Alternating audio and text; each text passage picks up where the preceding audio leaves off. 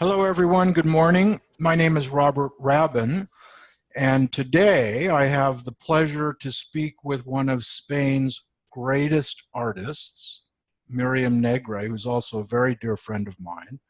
Myriam is a photographer, a ceramicist, a writer, a teacher, a filmmaker, and today we're going to talk about her recent film, The Red Path. Myriam, welcome to our show. Thank you.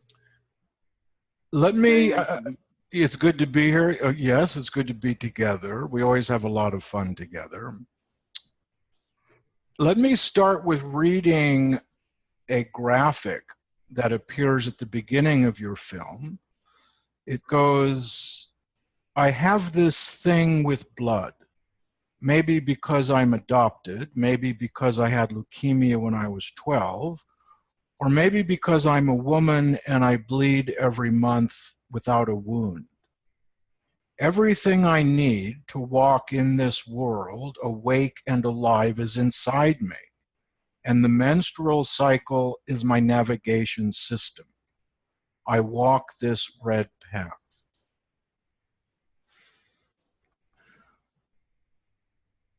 I think the obvious next question, Myriam, is what is the red path? Say, what is the red path?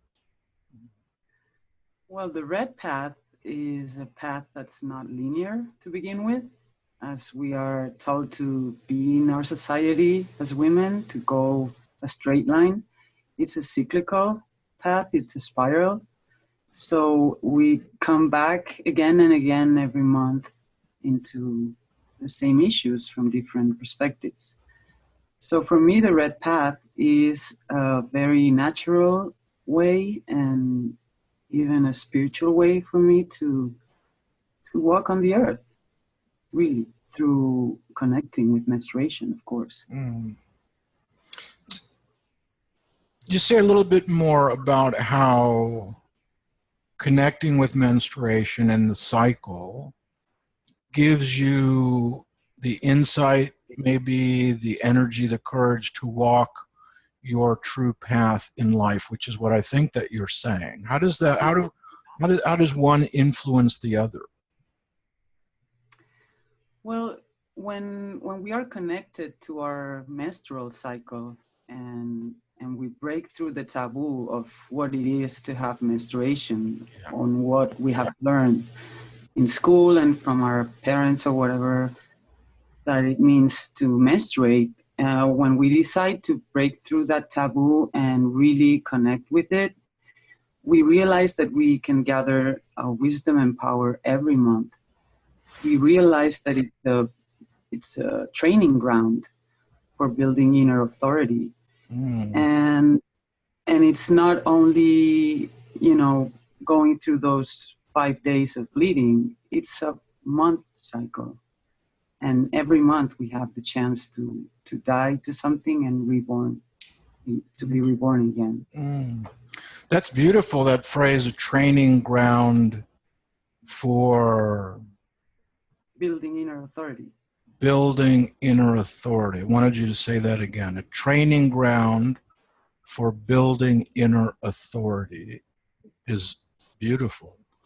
I can certainly relate to this thing of finding levels of empowerment by breaking taboos, because as you know, in the work I do with public speaking and authentic self-expression, we're always having to push through taboos in order to find more of our authentic voice. And you and I have spoken about that over the years of our friendship. Your philosophy, this philosophy of connecting with menstruation and its cycle and its potential, is quite different, I would guess, than the prevailing ideas about it. But you're saying that the more you connect to it, the more you can actually liberate, right, your own powers. Well, to begin with, it was amazing for me when I had my first period, my menarche. that my mother didn't really tell me anything about it. She just said, you know, oh, you're a woman, you know, congratulations. And I was like, you know, what? Well, you know, what is this all about? And I realized it was something really big, but nobody gave it any importance, right? So the years went by, and I had very heavy, like painful menstruations. And it came to a point like almost 20 years ago when I realized I decided to switch from tampons and pads to the menstrual cup. And I was on a mountain one day, and I took it out the cup, and I could smell my blood, and it wasn't smelling, it wasn't stinking like they told me it would stink, or the feeling of it, the touch of it was so beautiful. And I realized, wow, you know, this is myself. I got to find out more, really, like the biology, you know, why do I bleed every month? And I started painting myself, and I realized it was something very intimate and very instinctive at the same time, and it really connected me to something very ancient. So from that time, I decided to really gather information and work on it, and start offering it to the earth. And that felt really, really good. And since then till now, my whole concept of what menstruating means has completely changed. I mean, it's become a sacred journey of discovery, and also of recovery, of all the things that we women should know and should be connected to that we aren't in general in society. So it's really beautiful. If one is pushing away or camouflaging or disguising something that is so intrinsic to one's being, you know, it would seem like to do that, you're going to literally push away also a part of your soul, a part of your essential nature, right? So I'm wondering, as you were pushing through the taboo to embrace your menstrual cycle, if that, let's say, that attitude of courage and exploration, as an artist, I would say, I would ask, has that led you down other paths that are unconventional and non-traditional also, having broken through with that taboo? Oh, well, yeah. I mean, I already was also, while I was breaking the taboo of menstruation, I was breaking the taboo of religions and spirituality. And that really made me realize that all religions are only ways for people to have systems of beliefs that will keep them in a place that they feel safe, right? And they don't take responsibility for themselves. So going through all this discovery in the menstrual cycle, I realized that everything I needed for my creativity, for my beliefs, everything I needed was inside of me. For my wisdom, for my courage and doing anything was inside of me. I didn't have to look out for anything. And yeah, that led me also to go into doing ceramics, which is something that we can... We'll talk about it after the film, that's right. So take us into the film, which I've seen several times, and I know that you've shown it at film festivals in New York. You were out here in LA where we hung out for a week, and I went to the premiere of your film here at the LA, at an awareness film festival. So you've shown it at festivals and elsewhere. How did you come to the film from the path that you've been on since you were a little girl? Okay.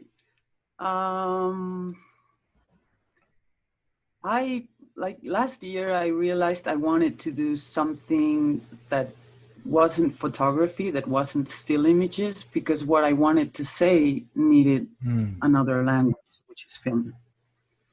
So actually, I was doing this short film just to put up on my website for the Red Path section. And I realized there was a film festival in New York that was going to be only about menstruation. And I thought, wow, you know, this is an amazing opportunity to show this work and to show this view, which is not only related to women's empowerment and self-discovery through menstruation, but it's also about offering your blood to the earth as a way of thanking the earth, as a way of giving back to it this liquid, this energy that is full of stem cells and minerals and vitamins. And why should we throw it down the drain? You know, it's something that we can give back to earth. It's the possibility of life, you know, that we let go. So, and then it became this short film, and it went into the festivals, and it's kind of like I'm growing with it in a way, you know. It happened all so fast that I'm kind of like, okay, you know, now what do I do with this? You know, I know it's powerful, and I know it can help many women, and many women that saw it were like blown away, Yeah, because of this point of view, you know. Did they? I think the first place you showed it was New York, right? The New York Film Festival. Did the women there feel a sense of, let's say, liberation or a kind of freedom because of your point of view? That, you know, that maybe there was you don't have to deny or avoid or suppress something, and that we can actually celebrate it and talk about it. And I know that you went with your daughter Anna, who was there. You even did a little ritual at the Central Park, which, you know, you told me you were going to do. I said, just be careful you don't get arrested, because they might not understand what you're doing. So tell me a little bit about the reaction that women have had so far, and men who have seen it, especially, you know, as it maybe excites a sense of freedom. Yeah, for women, it was amazing. They were all like, wow, yeah, that's right. How didn't I think about it? Yeah, like, oh, this could be a movement, and we should all go and offer our blood. And some other women also saw it with more precaution, like, oh, is this a new age thing? You know, what is the, you know, what's going on? We are so bombarded with all these things, and saying sacred is this word is being so smushed, you know, like we don't know what sacred really means anymore. Yeah. So some women are like cautious because they think it's this new age thing, which I think it's not at all. And not because I have any judgment for new age. I don't, you know, I really don't care. It's fine. It's just that it's ours. That it's our power, and I do it my way, and maybe another woman finds it a different way. I mean, there's not a certain way of doing it, a certain way of celebrating it, a certain way of honoring it. Each woman knows for themselves how to do it, and I think that's what they really liked, that they connected with that freedom to do what they feel they want. And for men, I don't know, maybe you could tell me you saw it. Well, you know, I loved it. I love what you do. That's why I'm here talking with you about it. It might seem ironic that a man is interviewing a woman about the menstrual cycle, but I'm one of your biggest fans for everything you do, especially because with the film, with your work, you're just so you're so creative, you know, but in the biggest sense, as in you go deep inside yourself, you look at the world through a very unique perspective, you create fantastic works of art that are connected to a philosophy of being. So I thought it was very powerful, but for me, the most powerful part was the way you were contradicting contemporary society. You're what I call an angelic troublemaker, someone who is is creating trouble from an angelic, soulful place, as you are, Mm-hmm. to evolve the culture. And I know it's very difficult when anyone does something that is against the dominant culture. And for you to be talking about what you are in that film, and especially ritualizing the period and offering blood to the earth, which we did when you were here. We went out to a little tree in the area and we did that. I just think it's so powerful because it connects women and their men really to something that is primal, primal, fundamental, essential. It's where life comes from. And so I think that you're doing that and pushing against taboos and is fantastic. It's fantastic. So it's a short film. It's about 7, almost 8 minutes. Maybe just take a moment and describe some of the elements of the film, which people, of course, can see in different ways, which we'll talk about at the end of our interview. But what's in the short film? Well, the short film is basically a poetic metaphor for women to go in smoothly and beautifully into what I'm really saying, which is, I find really powerful. And it just goes through these metaphoric images, through the awakening of a woman into her inner self, into her menstrual cycle, into her own nature and her relationship to the outer nature, which is ultimately the same. And in the end, there's also a beautiful traditional medicine song for women, which really summarizes very well what it's all about. Your daughter, or one of your 2 daughters, Anna, who is maybe 17 now, I think, something like that. She was the star of the movie, wasn't she? And she was with you in New York. So what was that like to bring your teenage daughter into this very radical movie? How did, what was her take on it? How did it affect your relationship and so on? Well, to begin with, she's very used since she was little to hold the recipient where I put my blood when I take out my cup, when we go to a bathroom in a restaurant or whatever. So she's always been used to holding that cup with blood and like, oh, mom, Then when she got it herself, she had this dream before and it was really special and beautiful, but she was still like, I don't know, I'm going to do it my way. Just don't. And I've never pushed her to do it, to connect in any way. I've let her do her own thing and discover whatever she has to discover for herself. And when I asked her to be part of the film, she was like, yeah, okay, mom, I'll help you out. No problem. And in a way, she was kind of like, oh, now we have to go outside. It's cold. And now I have to put my ass on the grass, But she was so happy. And you can totally see in the movie that she connects so much with it because she knows it's something bigger than herself. Much, much bigger than herself. And she knows that even if maybe she doesn't offer her blood to the earth, she really can respect it and she can really connect with it. And she was very happy to be part of it, and even happier when she found out that the movie had been selected for New York and that she was coming with me. Then I was about to say it all came worthwhile when you said, and you get to go to New York. Yay, we shopping here.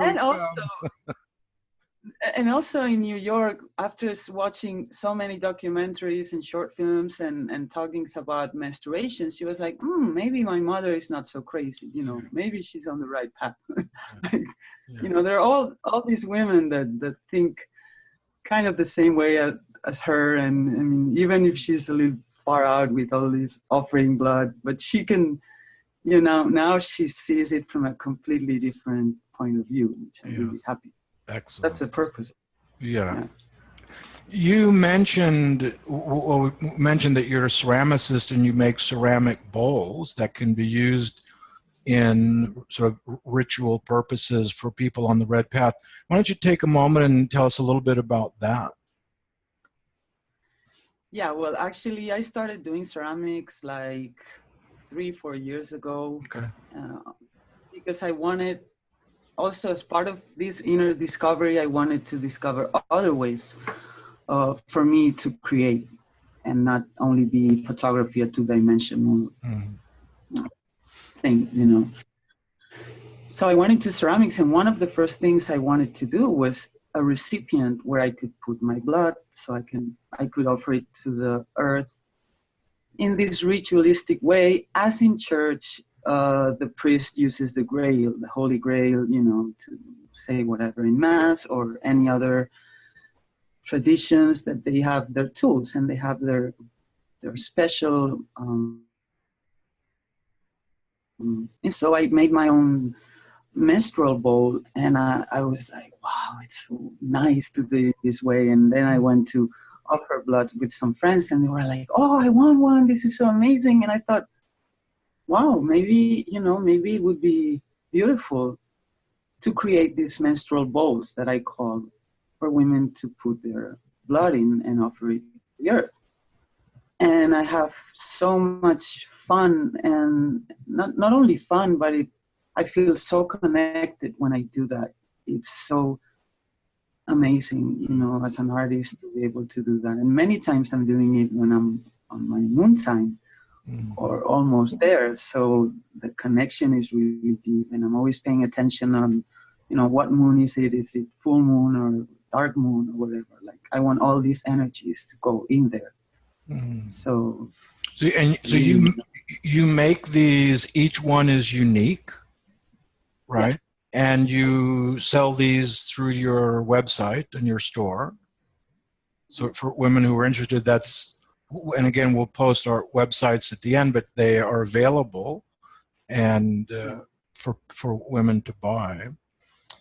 Yeah. Just as you're talking about it, it strikes me that the Red Path is something that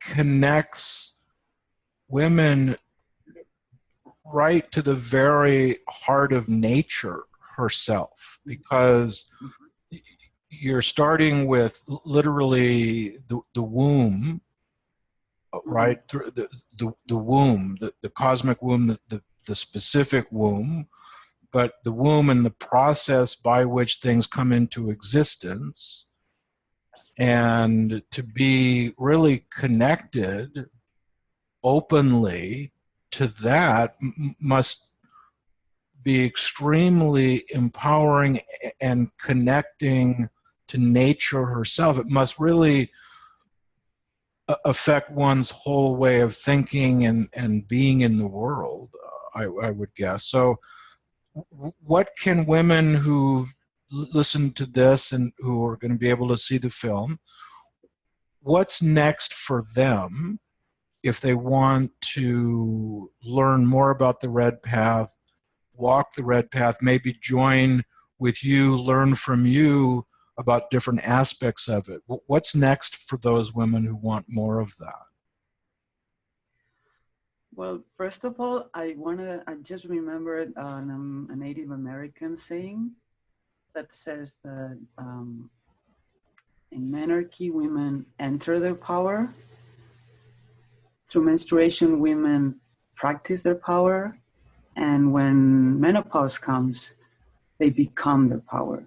Okay. So if we don't do that, otherwise, if we don't do that when we get to menarche, we're going to have a lot of work to do because we are so disconnected from ourselves. So what's next for them is to, I can help them if they want to. I can give them advice. I can show them what I've done and the things that work for me. But again, every woman is unique and they have their own background. So for each woman, something different might work, but I'm more than welcome to help them. They can go to the Facebook page of Red Path. I will be opening soon a private Facebook page where we women gather and talk about our menstrual cycle, our experiences, what we do, and we can share in a very intimate way. Is that going to be, is that the current Red Path Facebook page, or is it going to be another one? No, it would be a private. Okay. Okay. Yeah, where women can share and express. A private group. Yeah. Okay. Yeah. Okay. So you're available to take your film and show it, maybe do workshops or give talks about the Red Path, right? Wherever you're invited. So that's available, as well as personal mentoring.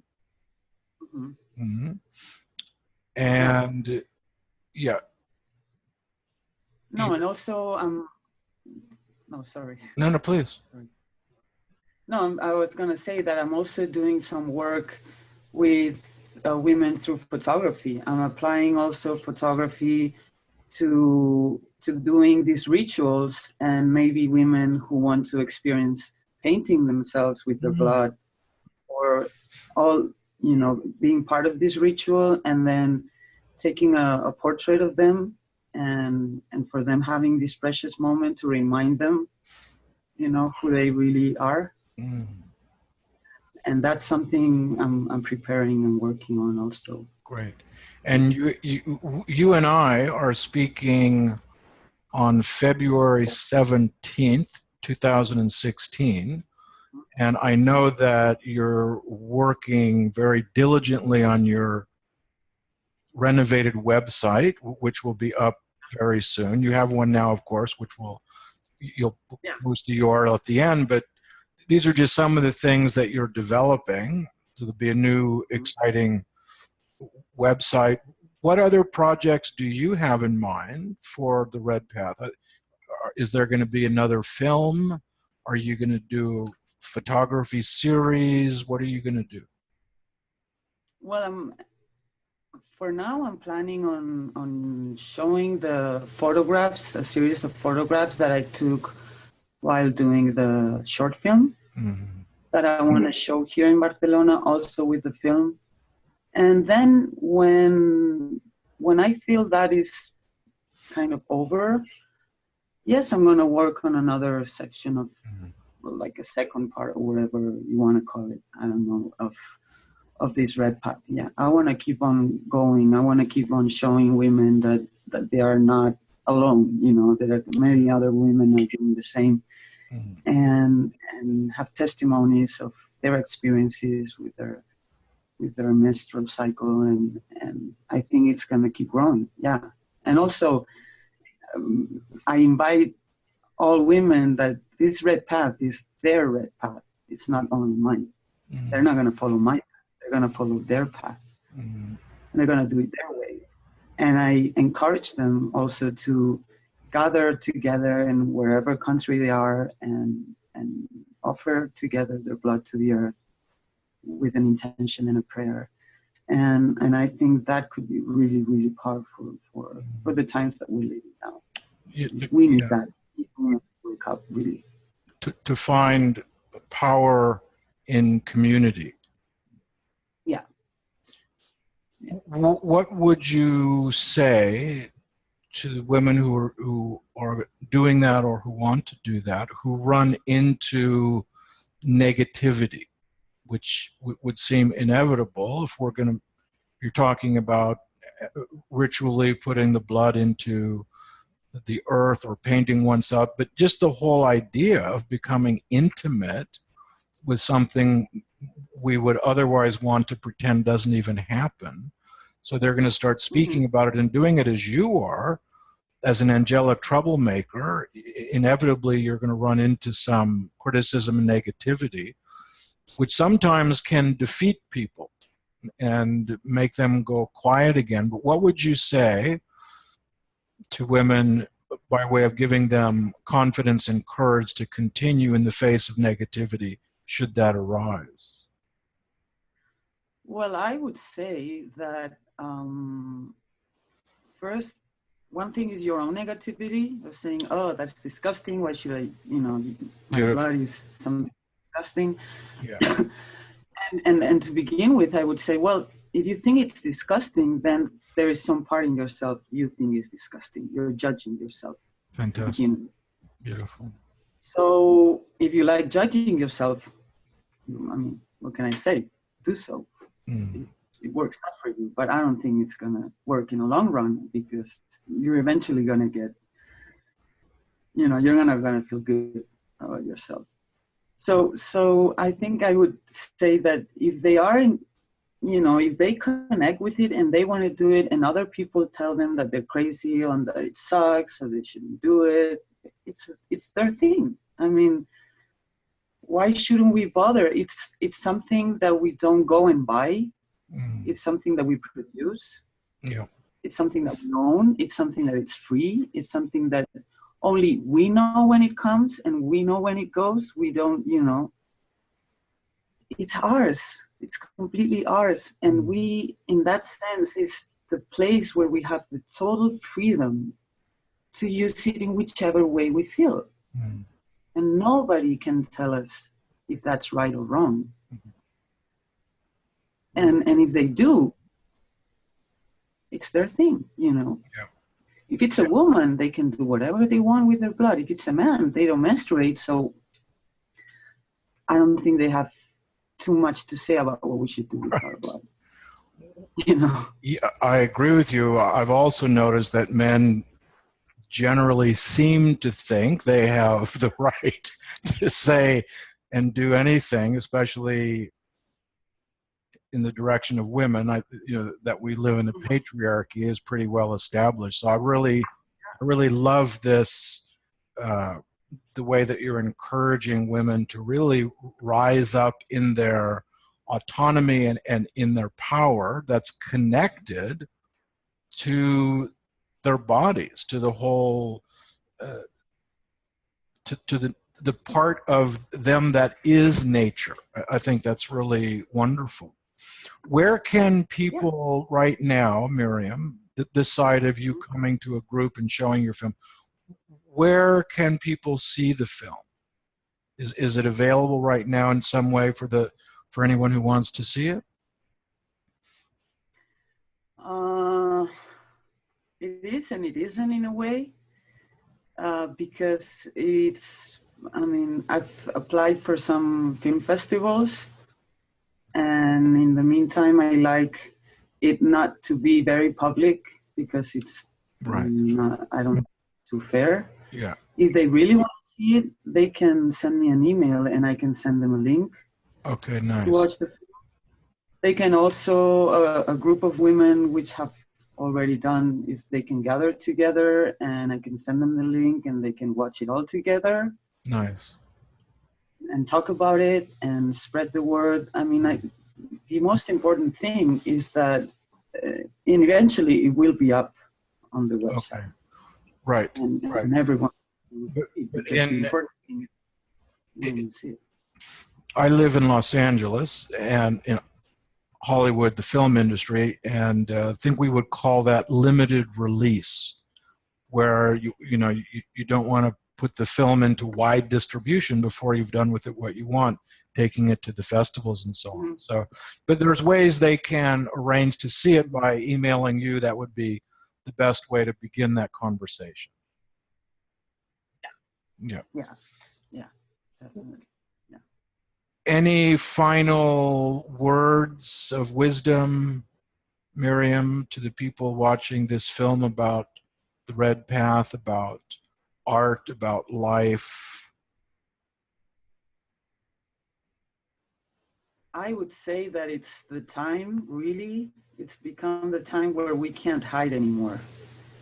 And we can't blame others anymore. And we can't make others responsible for our grief or our negativity or whatever. It's time to really be ourselves. And for us women, we have suppressed so much of the principle of the feminine energy, and men too, but in a different way. I mean, that could be another whole conversation. But for us women, we have to reconnect. We have to turn around the cycle. I mean, everything is kind of like upside down, and we shouldn't be afraid of stepping down from the high heels, of washing our faces and looking at ourselves in the mirror and really seeing what we have to see and accepting what we have to accept, and then start from a new place. And that is so liberating and so empowering, and that's how the world changes, because we individually change. Yeah. Not because some president of some country is gonna bring out a law that says whatever. We have to be responsible for our lives and our decisions, and the menstrual cycle is why we are in this earth. It's what makes women fertile, and it's a way of only not bringing to the world children, but bringing to the world new ideas and new ways of seeing and new ways of thinking and new ways of connecting with others. And if we can't connect with ourselves, how are we going to connect with someone else? It's like, it's a, how do you say it in English? Hypocrisy? Hypocrisy. Hypocrisy, yeah. Exactly. Well, I would like to go on record, Myriam. Of course, you know this is true about me, but I'd like to go on record as saying that I am a friend and an ally to everything you've just said.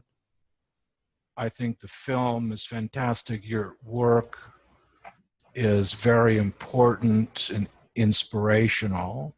You are beyond fabulous, as you know. And, I have to say this, of course, I'm totally in love with your youngest daughter, and even though she's only 3, we do have a special relationship. And I love her very much. You can edit this part out if you want. So, Myriam, thank you very much. We'll be rolling some credits where you can see how to contact Myriam, and please get involved if you feel so inclined. At least connect up with Myriam. She's really a blessing. Thank you. Thank you very much. Myriam, thank you, sweetie. And thank everyone for watching. This is Robert Rabbin saying goodbye for now.